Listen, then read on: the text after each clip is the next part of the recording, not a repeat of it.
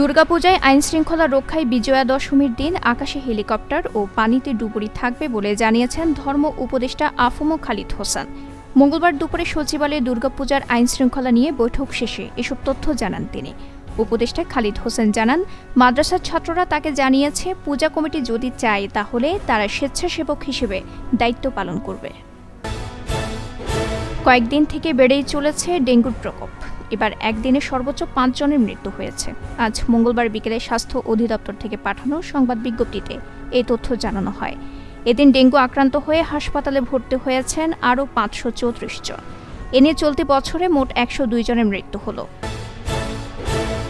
গত জুলাই-আগস্ট মাসে সরকারি চাকরিতে কোটা সংস্কার ও পরবর্তী সময়ে সরকার পতনের আন্দোলনে শহীদদের স্মরণে সভা অনুষ্ঠিত হবে আগামী ১৪ সেপ্টেম্বর। বঙ্গবন্ধু আন্তর্জাতিক সম্মেলন কেন্দ্রে অনুষ্ঠেয় এই সভায় খরচ হবে ৫ কোটি টাকা। এ সংক্রান্ত ক্রয় পদ্ধতির কাজ অনুমোদন করেছে অর্থনৈতিক বিষয় সংক্রান্ত উপদেষ্টা পরিষদের বৈঠকে। মঙ্গলবার এসব তথ্য জানান অর্থ ও বাণিজ্য উপদেষ্টা ড. সালেউদ্দিন আহমেদ।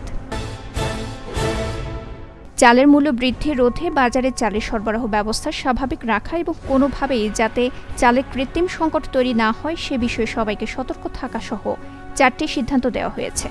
খাদ্য সচিব মোহাম্মদ ইসমাইল হোসেনের সঙ্গে দেশের অটোরাইস মিল মালিক নেতাদের এই বৈঠক হয় আজ মঙ্গলবার।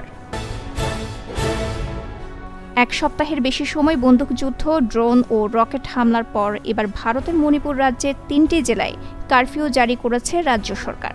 পাশাপাশি গোটা রাজ্যের ইন্টারনেট পরিষেবা বন্ধ করে দেওয়া হয়েছে। রাজ্য প্রশাসন জানিয়েছে, আইনশৃঙ্খলা পরিস্থিতি পরিবর্তনের কারণে মঙ্গলবার সকাল ১১টা থেকে ইম্ফল, পূর্ব ও পশ্চিম এবং থৌবাল জেলায় কারফিউ জারি করা হয়েছে। সেখানকার বাসিন্দাদের বাসা থেকে বেশি দূরে না যাওয়ার নির্দেশ দেওয়া হয়েছে।